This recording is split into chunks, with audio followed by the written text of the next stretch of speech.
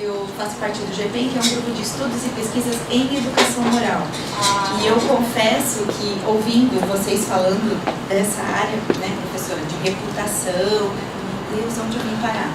Eu sou pedagoga, né, então o nosso grupo é todo formado por pedagogos e psicólogos também, e a nossa área de atuação é na educação. Então nós estamos inseridos na escola, porque a gente acredita que todos esses valores que vocês estão falando nesse campo são formados também em ambiente escolar. Então todas as nossas pesquisas giram em torno disso. Então como esses valores se constroem? Se é nas relações, qual é o espaço que desde pequeno oferece, né, assim, ao limite, as relações necessárias para a construção desses valores. Enquanto vocês falavam, então a norma, então a punição, são todos pontos de estudos nossos. Né? Então, as regras, né, as normas, independente do nome, se elas são um caminho para o que a gente precisa nas nossas relações, né, tendo duas pessoas convivendo, uma regra necessária. Ponto final. Né? Então, como deve ser a construção dessas regras? Se, quando as regras não forem cumpridas, é necessário haver uma punição, né, uma sanção, quais sanções que educam? Então, eu venho de uma outra linha, mas que imagino que nesse diálogo, né, tenha muito a contribuir para vocês e também vocês conosco. E quando a gente conversou por telefone pela primeira vez, eu confesso que nunca eu tinha conversado com alguém interessado no tema respeito, né? Que é um dos valores que eu estudo. Então, a minha pesquisa nós estamos, só para pontuar, né, situar vocês, a minha pesquisa de mestrado é específica sobre adesão aos valores morais em adolescentes. Então, nós implantamos atividades de protagonismo juvenil em escolas aqui no Brasil. A gente pegou um modelo que tem que a gente chama de peer sport, né? Então aqui no Brasil a gente está chamando de sistema de apoio entre iguais, onde os alunos são inseridos, os alunos são protagonistas nesse cuidado com a convivência. Então nós escolhemos o modelo espanhol e estamos implantando em algumas escolas aqui no Brasil. Então a gente está pesquisando os valores desses meninos que fazem parte desses grupos, valores de meninos e meninas que não fazem parte desse grupo. E daí especificamente eu verifico 3 valores, né? Então, o valor do respeito, o valor da justiça e o valor da solidariedade. E então esse era um dos nossos objetivos, verificar qual é a adesão, mas não só a adesão, né? A gente tem um instrumento que verifica qual é a força da adesão a esses valores. Porque não é só ser respeitoso, mas por que eu sou respeitoso? Então daí nós temos níveis de adesão, o nível mais fraco até o nível mais forte. Então o nível egocêntrico, o nível sociocêntrico e o nível de perspectiva moral.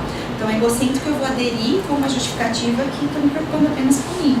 O sociocêntrico com as regras da sociedade que eu estou inserida. E o nível mais alto de adesão é aquele que entende o valor enquanto um princípio moral, enquanto um princípio ético. Então a gente está verificando qual é a força, né? Os dados, eu estou lendo exatamente nesse capítulo agora, tem trazido coisas interessantes. Mas o que mais me enamora, assim, na minha atual pesquisa, é o meu segundo objetivo, que é verificar os meninos que demonstram um nível de adesão maior ao respeito, todos aqueles que estão no nível mais forte de respeito, eles apresentam o quê? Níveis mais fortes de adesão à justiça ou à solidariedade. E a nossa ideia é que quem mais respeita é uma pessoa justa. Mas a hipótese nossa vai um pouco diferente, né? Então, assim, aquele que mais respeita, ele é mais solidário. Então, já trazendo... mas isso tem uma explicação também na teoria né, internacional, né? Então, essa questão do cuidado da ética. Não sei se vocês já ouviram falar da Carol Gilligan, né? Acho que enquanto o Kohlberg vai falar muito da justiça, que é um teórico que a gente utiliza muito para os nossos estudos, que ele vai falar exatamente dos juízos morais, né? Vocês falavam essa questão de coerência, então juízo e ação moral são coisas diferentes. A gente consegue só mensurar juízo moral, a gente não consegue mensurar ação, né? Embora, se a gente não tiver um nível elevado o nível elevado de juízo moral não significa que eu tenha uma ação moral. Mas ter uma ação moral necessariamente me obrigou anteriormente a ter um nível de juízo moral mais elevado, né? Então aí tem o Culver que vai falar disso, mas a Gilligan, e aí ele descobre, só isso não tá, mas trazendo um outro olhar para vocês, né? E o Culver verifica que os homens se mostram mais justos, né? Ele verifica, infelizmente, que só 2/3 da população estão no nível mediano, né? 1/3, e olha lá, consegue chegar em alguns níveis um pouco superiores, mas ele verifica que os homens apresentam níveis melhores, né? Só que ele verifica só a justiça. Então daí vem a Carol Gilligan, que entende que a mulher tem um juízo diferente do homem. Não, porque o homem está olhando como um cálculo matemático, né? Então por isso a justiça, né? É dever. A mulher, quando ela faz um juízo moral e ela coloca justificativas, não significa que ela seja menos justa, mas que no juízo dela, ela insere todas as questões para que todos estejam bem. Então, mulher e homem têm juízos diferentes, olhares diferentes, independente de ser, da gente dividir por gênero. O que a gente estuda e comenta muito é que a Gilligan traz esse outro olhar, né? Então, quando a gente vai pensar moral, só a justiça não basta, porque às vezes mais do que a justiça é preciso cuidado, né? E um olhar em todos, enfim. Eu preparei um material que eu até ia escrever para você ontem, né? Eu falei assim, nossa, eu tô achando que eu vou ter um tempo de 2 horas, né? Então ontem eu fui reduzindo, mas acho que, conforme, não sei se eu vou dar conta de tudo, porque falar de algo como um valor, eu preciso retomar. Então, quando vocês falavam, nossa, eu não coloquei sobre a questão das tendências morais, que é fundamental até para que vocês entendam por que uma pessoa age dessa maneira e por que a outra não age. Não é só a norma da empresa que tem que fazer com que ela age, porque se a gente pensar que a pessoa está agindo porque é uma norma da empresa, porque é uma regra da empresa, porque é o papel da empresa, eu vou fazer o que eles me mandam, eu estou centrando esse ser humano numa fase, né, que a gente chama de heteronomia. Eu sou regido por algo externo, quando na verdade a nossa busca precisa ser a autonomia, ser regido por algo interno. E isso não significa, né, anarquia, vou fazer o que eu quiser, né? Então a autonomia, que é o nosso desejo enquanto educação, né, e se a gente precisa enquanto sociedade, é que as pessoas cheguem a esse nível, porque a autonomia não é fazer o que eu quero, mas no meu princípio, naquele que está regendo as minhas ações, o outro está inserido da mesma forma que eu estou. O outro faz parte de mim e o outro sou eu também. Então, quando eu penso no bem do outro, eu também penso no meu bem. Então, na autonomia tem um equilíbrio do meu valor e o valor do outro. Então, eu sou regido por mim não mais só pelas regras, não mais só porque a empresa manda isso, não porque a professora, né, vou trazer um pouco o lado da escola, né, mas porque a professora mandou. Então, eu vou fazer isso, eu vou tratar você bem, porque se eu não tratar bem, eu vou levar um castigo, eu vou ficar sem recreio, não. Eu vou te tratar bem, porque você é digno desse tratamento. Só que a gente precisa ir um pouco além, né? Eu vou te tratar bem, porque te tratar bem faz bem a mim. E isso não é ser egocêntrico, é entender que te tratar bem, ser respeitoso, faz parte de quem eu sou, né? Da nossa personalidade. Então, até a gente chegar aí, parece muito simples, né? Mas não é. Mas é por isso que eu falo que as escolas precisam olhar, sabe, das relações, precisam estudar as emoções. Então, é no conflito, eu preciso saber como intervir no conflito que essas crianças têm de 2 em 2 minutos. Eu preciso saber, né? Eu acho que na área de vocês fala-se muito de como a comunicação violenta e não violenta, né? Na educação a gente utiliza um termo linguagem descritiva e linguagem valorativa. A gente precisa insistentemente mostrar para os professores qual é a linguagem que forma esse aluno autônomo, né? Que tipo de relação, o que eu preciso prezar nesse espaço, não só a cor da meia, o uniforme, mas muito mais do que isso, eu me deter naquilo que é valor. É o que vocês falavam agora há pouco. Às vezes as escolas ficam presas em tarefa, mochila, fila, horário, né? Pensa um tempo gigante para isso, e quando tem um conflito, a gente mal fala, resolve vocês sabem resolver sozinho. Quando eu ajo assim na escola, eu estou dizendo para esse menino e para essa menina, respeito não é um valor, o seu uniforme sim. E interessante que e as crianças precisam aprender, né, ter a sua hierarquia de valores, aquela que é mais forte e aquela que é menos forte, né? E a gente ensina isso também onde a gente vai demandar mais tempo com esses meninos e com essas meninas, e com esses adultos também. Enfim, é mais ou menos por aí que eu vou trilhar. Acho que pode ser um bate-papo. Perguntem, né? Como eu sei que eu tô meio passarinho fora do ninho, assim, mas perguntem se ficar alguma coisa fora. É algo que eu teria um tempão para falar com vocês, eu tive que reduzir muito, então não sei se eu vou dar conta. Você pode contar, por gentileza? Então, a primeira coisa, né, para a gente pensar um pouquinho, a gente falava sobre respeito. Então, o respeito, se a gente parar para pensar um pouquinho, se bem brevemente, se a gente o tivesse, né, na sociedade, nós não estaríamos aqui discutindo. Então, a gente só discute, a gente só estuda aquilo que nos falta. Então, se a gente está numa fase revendo a questão dos valores, o que é importante na empresa, na escola, é porque isso está fazendo falta no ambiente corporativo, no ambiente escolar, e eu iria um pouco além, no ambiente familiar, né? Então, se está fazendo falta, é por isso que a gente está precisando estudar, né? Então, como que ele é formado? Vocês acham que o respeito se aprende na família? A família que ensina? Porque desde bebê, desde que nasce, na minha opinião, você ensina respeito àquele bebê. Na escola também? Sim. De que forma a gente consegue fazer isso na escola? Você dá continuidade naquilo que você aprendeu em casa. Na verdade, eu não tenho medo de perder o amor da família, porque isso está garantido. Então, são relações privadas, e são relações com autoridade. Muitas vezes eu tenho irmãos, enfim, né, primos. Eu também tenho na minha família as relações entre pares, que são relações fundamentais para essa construção. Mas quando a gente vai para a escola, a gente, de novo, tem a relação com a autoridade, mas ela é nova, e tem a relação entre pares.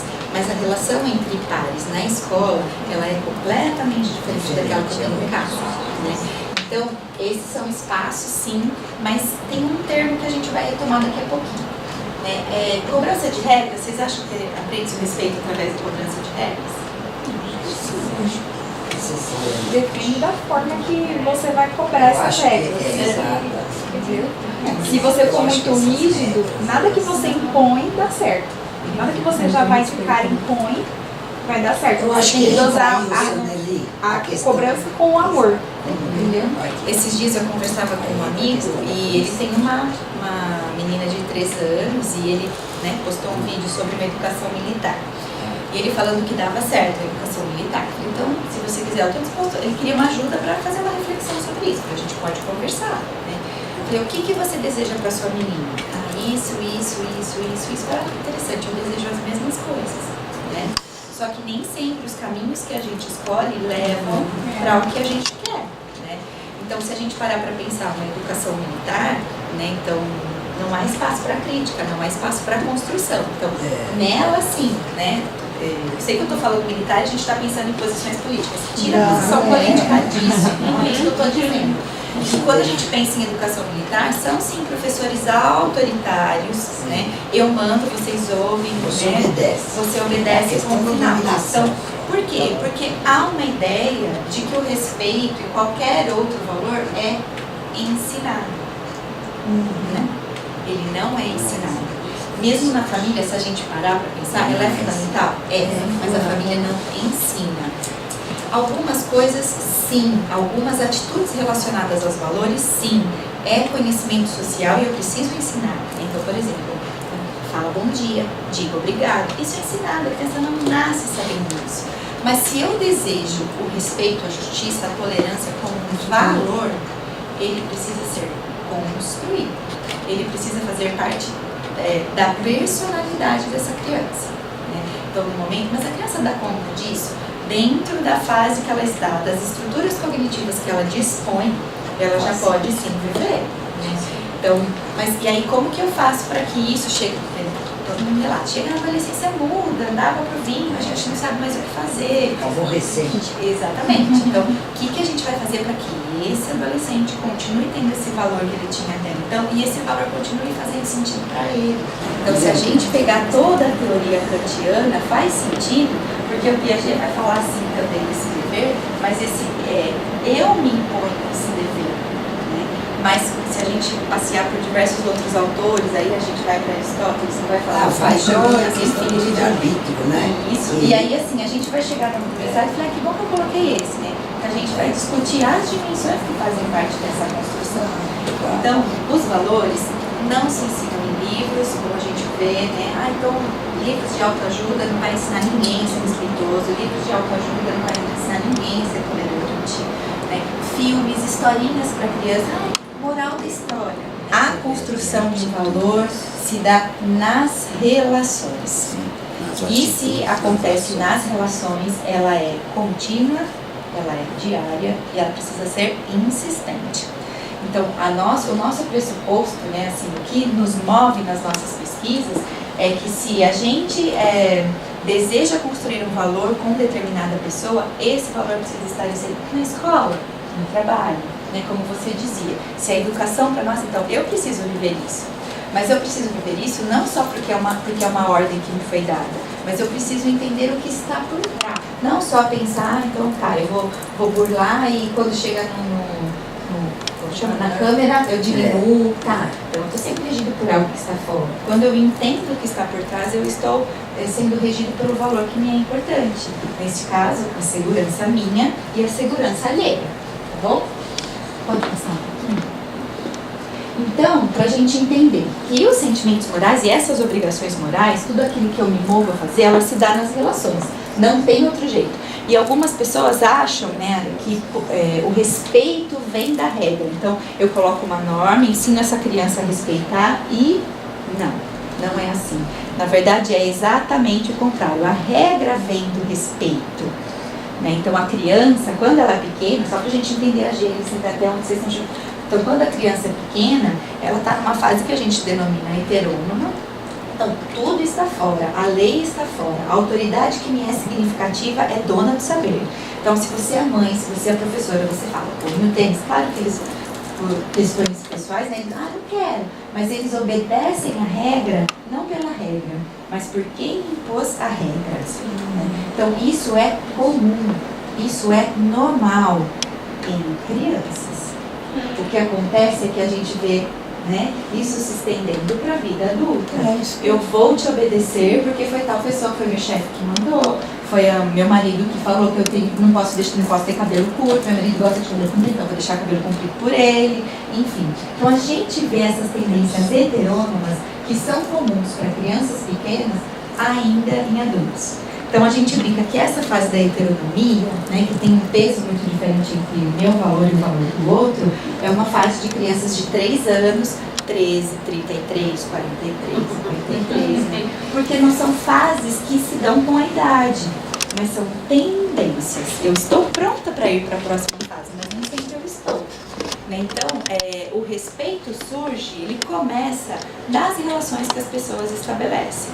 Então, o que a gente vê na infância, muitas vezes se estende para a vida adulta. Né? E o Piaget retoma o Beauvais, que ele vai explicar um pouquinho como é esse respeito, porque o respeito é um dos primeiros sentimentos do despertar do senso moral. Tem um professor da USP, agora não mais, né, que chama Louis Delataille, não sei se vocês já leram, ele era do Instituto de Psicologia, e ele tem um livro muito gostoso de se ler, chamado Ética e Moral, as dimensões afetivas e cognitivas da ética e da moral, e ele tem uma parte que ele fala desse despertar, como se dá esse despertar moral na criança. E aí ele coloca quais são os sentimentos primeiros, sentimentos relacionados à moral, que aparecem primeiro nas crianças, e o primeiro é o respeito. E aí ele fala que o respeito é uma mistura de amor e medo. Então, porque eu amo esse adulto e vejo que ele me ama também, eu tenho medo de perder a admiração dele. Não é nem medo dele, não é nem medo do que ele pode fazer comigo, mas é medo de perder a admiração.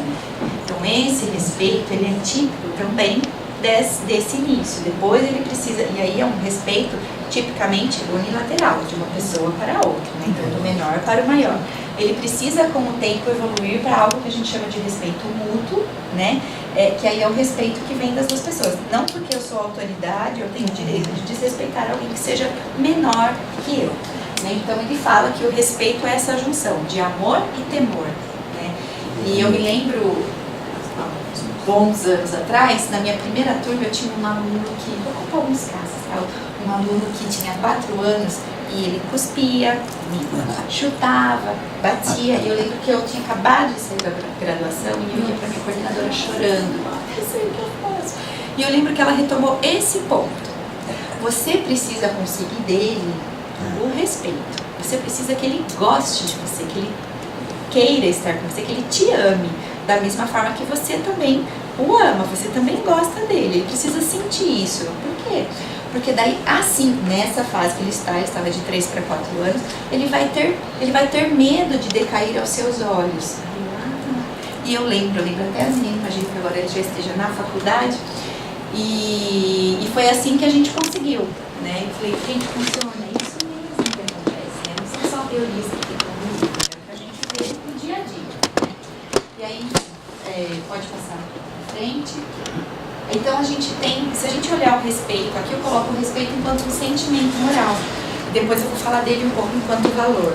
Se a gente parar para pensar enquanto sentimentos, é o respeito tido nas relações. Então, o respeito unilateral, como o próprio nome sugere, é do menor para o maior. Isso tem na família, isso tem na empresa, isso tem na escola.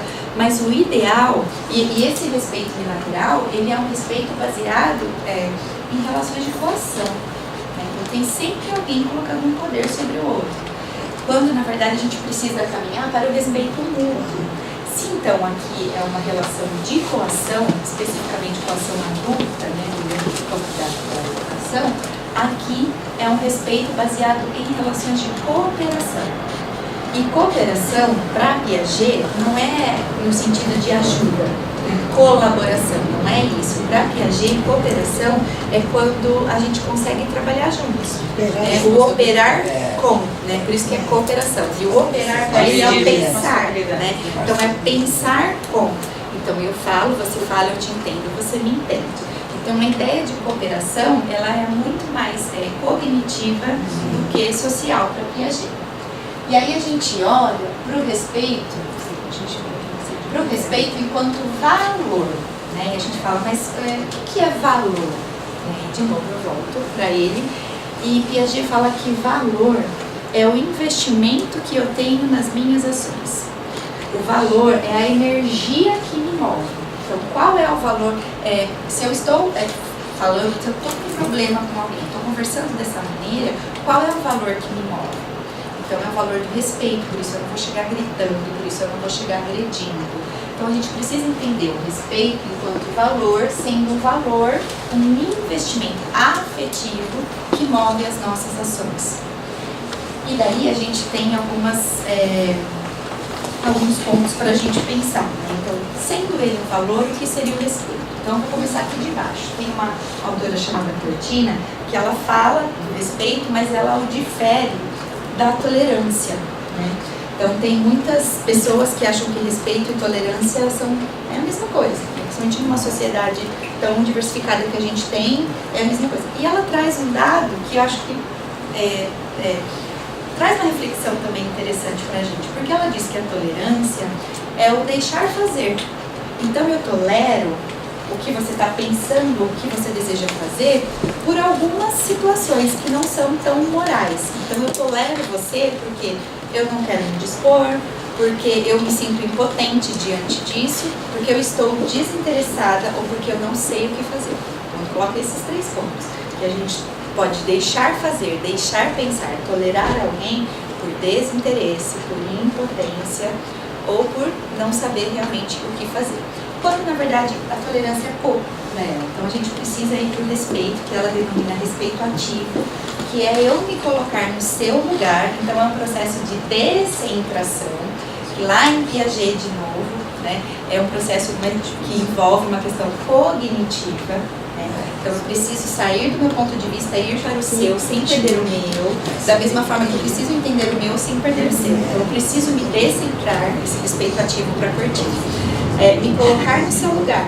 E E me colocando no seu lugar, eu entendo que o que você está querendo fazer, o que você está querendo dizer, o que você está pensando, por ser você um ser humano, já é digno de respeito.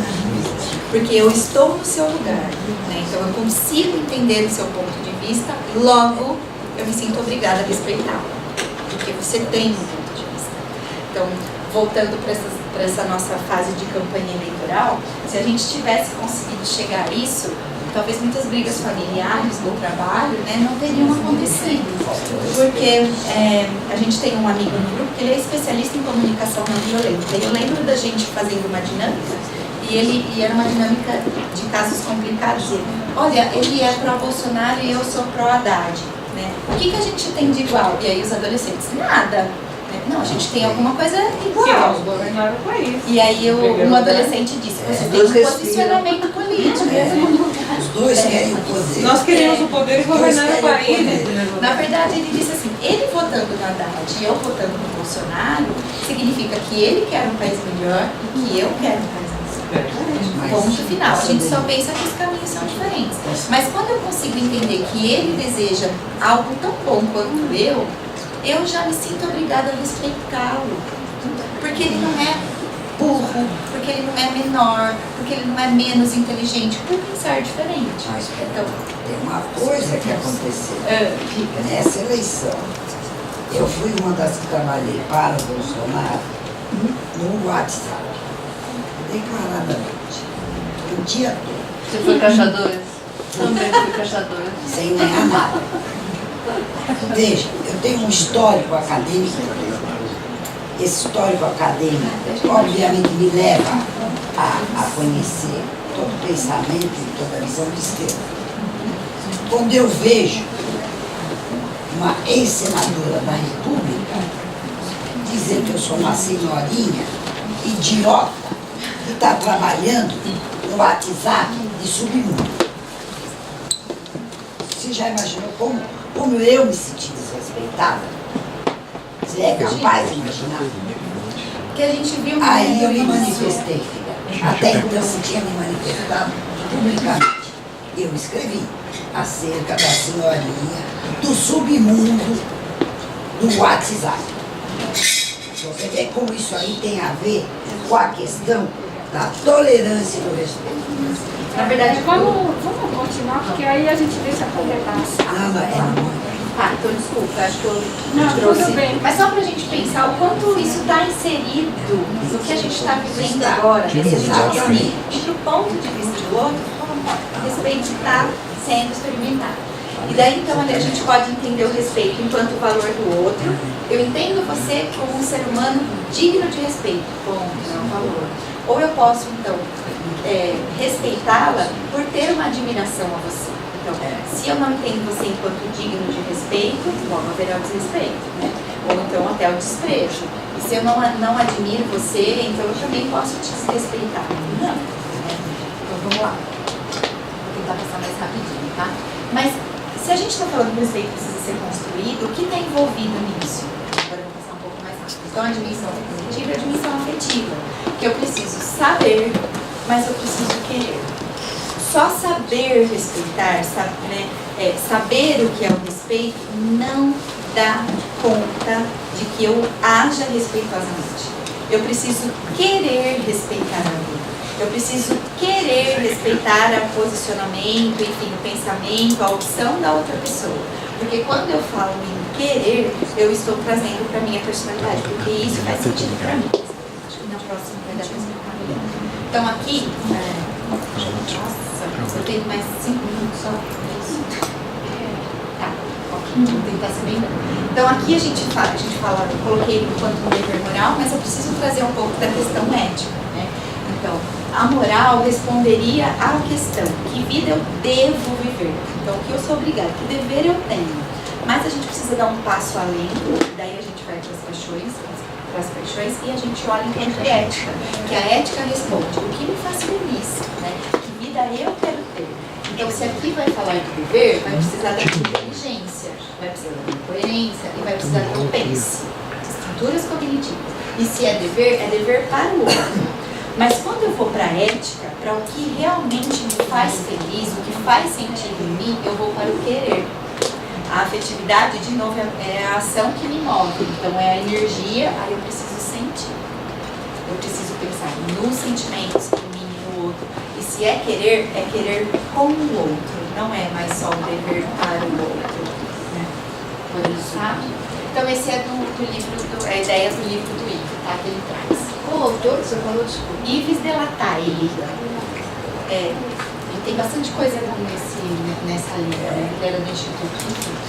E daí, qual é a busca de todo ser humano? A busca de todo ser humano é se sentir uma pessoa de valor. Então, enquanto a gente quer assim, eu quero, como você quer ser vista? Né? Então, eu quero ser alguém respeitoso, né? A pessoa, né, do tráfico quer ser alguém assim, nossa, eles viram que eu tô com um carro novo, cheio de corrente de ouro. Ele se vê valor assim. Pra gente não faz sentido, pra ele faz. Então, a busca de todo mundo é se sentir valor. E daí, como que a gente faz? Como que a gente faz para que o valor que essa pessoa se sinta bem seja o respeito, seja a justiça, seja a generosidade? Então, daí a gente entra, acho que eu vou passar. O Adler, ele vai falar um pouquinho sobre essa questão de superação que todo ser humano tem. Não é complexo de inferioridade, né? Mas ele fala que todo mundo tem um sentimento de inferioridade que faz a gente se expandir, que faz a gente crescer. E aí, como que a gente consegue isso, né? Nessa expansão, o que a gente encontra? A construção da imagem que a gente tem da gente mesma. E aí, então, se essa imagem que eu tenho de mim, algumas perguntas poderiam responder quem eu sou. A gente até poderia fazer um exercício, mas não dá tempo para você responder para você, né? O que você admira? Do que você se envergonha? O que te satisfaz? Do que você sente culpa? O que te indigna? Responder essas três questões diz quem você é. O próprio Yves, ele tem um livro também que chama Vergonha, Ferida Moral, é muito legal. Ele vai falar que exatamente o que traz vergonha para nós diz muito quem nós somos. Então essas perguntas são as perguntas que se relacionam às representações que eu tenho de mim. Então são essas imagens que eu tenho de mim, é isso que me faz valor. Pode mais uma? E aí essas perguntas, na verdade, elas têm diversos pontos. Né? A representação que eu tenho de mim vem sim do juízo das outras pessoas, vem sim das experiências que eu vivi, se foram boas ou não, se eu tive êxito ou não, vem da admiração do adulto, né? Que eu estou falando com os adolescentes, do adulto que eu quero vir a ser, porque adulto eu admiro. Antes a gente sempre ouvia meu pai e minha mãe, né? Agora a gente ouve pessoas da mídia, pessoas da política. Admira essa pessoa por quê? Porque é generosa porque subiu na vida. É porque é generosa porque conseguiu ficar rico. Então isso vai dizer quem a gente quer ser. E também a expectativa que a gente cria de nós. Então essas imagens que a gente tem de nós advém daí. E isso tudo junto forma a personalidade, quem a gente é. E aí, então, falando em valores, a gente tem 3 tipos de valores, mas eu gosto de focar em 2. Né? Então, são os valores morais, obviamente, aqueles que se relacionam a respeito, a tolerância, a fidelidade. Tem os valores que são os valores amorais, que não dizem respeito à moral, mas em momento algum ferem a moral. Né? Então, a vaidade, o poder, né, o sucesso, são valores que são morais e que fazem, sim, parte de todos nós. Todos nós temos vaidade, desejo de poder, mas a gente precisa entrar nesses valores todos, quais são os centrais e os periféricos. Então aqui, por exemplo, se eu quero alguém moral, eu preciso que os valores morais do respeito seja forte o bastante, seja central o bastante, para num dilema ele vencer um outro. Então aqui, por exemplo, o respeito é um valor central. A vaidade é um que é importante, mas não é mais forte que o respeito. E aí eu tenho a honestidade, que ela não está aqui ainda, é um valor meu, mas ele não é tão forte, ele é mais fraco que a vaidade. Então, num dilema onde eu esteja em briga a vaidade e a honestidade, vence em mim o valor que é mais forte. Então, eu serei desonesto pela vaidade. Não porque eu sou uma pessoa desonesta, mas porque a vaidade é mais forte que a honestidade. Então, isso que a gente precisa pensar. Como formar pessoas para que esses valores morais que a gente deseja lá no trabalho, na família, na sociedade, sejam fortes o bastante para num dilema moral vencer os outros. Não, por isso responde porque alguns são mais respeitosos e outros menos. Não é que desejo mal. O respeito está ali, mas ele é mais fraco. Então, se precisar desrespeitar, eu vou desrespeitar para impor o meu poder, porque para mim o poder é mais forte que o respeito. Então, eu preciso transformar o valor que eu desejo enquanto central. E a verdade não é nem um pouco pequena, né? E aí, aquilo que a gente conversou no telefone, né, Ana? A gente muitas vezes acha que a gente precisa cuidar só de autoestima das pessoas, né? A questão mas a autoestima está ligada aos valores que não são morais, aos valores amorais. Então, a autoestima está ligada, assim, à vaidade, ao poder, ao sucesso, ao trabalho, quando, na verdade, a gente precisa focar aqui, ó, como desenvolver o autorrespeito. Porque o autorrespeito sim está ligado, lógico, ao respeito, à justiça, à tolerância, à solidariedade, a esses valores. Porque se eu sou respeitoso, eu preciso antes ter o respeito a mim. Então vamos pensar, se eu quero chegar lá, até utilizar um degrauzinho, são 4 degraus que também tem aqui, mas eu quero chegar lá no respeito ao outro. Qual é o caminho para chegar no respeito ao outro? Nós temos 3 degraus anteriores. Para eu respeitar o outro, eu preciso antes me respeitar. Para me respeitar, eu preciso antes ter um valor positivo de mim. Para eu ter um valor positivo de mim mesmo, eu preciso antes me conhecer. Então, eu não tenho como chegar no respeito ao outro se eu não trilhar esse degrauzinho. Então, eu me conheço, por isso eu me dou um valor positivo. Eu me dando um valor positivo, eu me respeito e, consequentemente, estou pronto para respeitar o outro. Não há outro caminho. Tá bom? Então, a gente precisa... Sim, cuidar da autoestima, mas cuidar também desse autorrespeito, da pessoa se respeitar, porque só assim ela vai estar pronta para respeitar o outro, sabe? E aí, enfim, não é só saber respeitar, é preciso querer respeitar, porque eu posso respeitar porque é uma ordem da empresa, mas não, o respeito precisa ser um valor, ele precisa fazer sentido para quem eu sou, porque eu respeito você, eu me sinto bem. Nem que eu tenha me ferrado com todo mundo, mas deitei a missão para você, fiquei tranquilo. É isso. O valor que a gente deseja na empresa, na escola, na família, precisa fazer sentido para a pessoa. Ela precisa se sentir honrada, não só orgulhosa, mas precisa se sentir honrada em estar agindo daquele jeito, em estar agindo moralmente. E geralmente agir moralmente nem sempre traz benefícios. Às vezes ser honesto, ser respeitoso vai fazer você ter um problema depois. Mas tudo bem eu pagar esse preço, porque ainda assim faz bem para quem eu sou. E fica na sociedade também, né? Mas tem que alguém perceber você melhora de alguma maneira. Tem algo que a gente trabalha, a gente conversa muito na escola que é necessário, que é o sentimento de pertença. Ele é fundamental para eu me envolver com os valores que fazem parte. Né? Tem som aqui ou não? Tem? Eu acho que tem, mas eu Não pode pôr o microfone no... Pode ser. Eu trouxe um queridinho meu, tem autorização da mãe, porque é uma... Vê no próprio do computador. Aí põe o microfone. A gente perguntou para ele, sem prepará-lo nada, né? Assim, o que é o respeito para você? E ele, aos 9 anos de idade, disse... E eu gosto muito do finalzinho da fala dele, né? Porque ele não estava preparado. Eu falei, eu vou levar, né? Pra gente ouvir. De aprender com as crianças. Aprender com as crianças, certamente. Vocês já viram aquele filme que fala o que você gostaria de juntar? Fazer uma pesquisa com as crianças. Gente, o Pedro, Meu pai, com a minha não mãe. vai dar para passar? Os pais falaram e tal.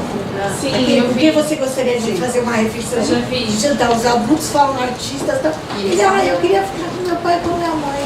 Eu queria, a melhor lugar para jantar é estar ali com a criança. Vamos ficar no desejo. Mas o Pedro, ele fala assim, ele fala da questão da cor da pele, do tamanho da pessoa, do cabelo, ele fala disso, óbvio, todo mundo traz isso à tona. Mas no final ele fala assim, porque a pessoa é do jeito perfeitinho que ela é. E eu acho que quando ele traz esse perfeitinho, ele está dizendo, cada um é digno de respeito, porque a sua perfeição é como deveria ser. Então que a gente aprenda com as crianças. Que lindo, vou chorar. Então, mas é que tem esse olhar de ver como ele é. E ele, assim, aos 9 anos diz pra gente, cada um é perfeito à sua maneira. Então que a gente consiga entender que o outro é digno de respeito porque ele é perfeito à sua maneira. E respeitá-lo precisa fazer sentido pra mim. E desculpa.